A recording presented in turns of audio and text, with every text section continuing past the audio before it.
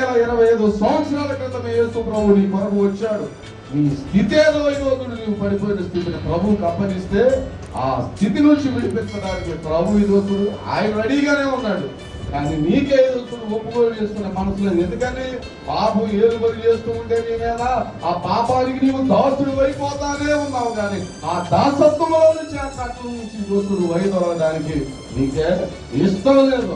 ఆ పాపం మీద నీకేమవుతుందంటే బాగా మక్కువ అనేటువంటిది పెరుగుతుంది, దాని మీద నీకు ప్రేమ కలుగుతుంది. కాబట్టి వాక్యం అంటుంది ఏదో విధంగా నీ పాపం నీకు పట్టుకుంటే ఆ పాపం ద్వారా నీకు వచ్చేటువంటిది తెలుసా? మరణము. ప్రభువు చెప్పాడు పాపము వచ్చు జీతం ఏంటంటే మరణము. ఆ మరణం నుంచి తప్పించడానికి ప్రభు అయినటువంటి యేసు క్రీస్తు వారి దోసుడు మన కొరకు గొప్ప త్యాగం ఇవ్వకుడు ఆయన చేశాడు. కాబట్టి నీ స్థితి ఏదైనా సరే, నీ గతి ఏదైనా సరే దోసుడు ప్రభు సిద్ధంగానే ఉన్నాడు.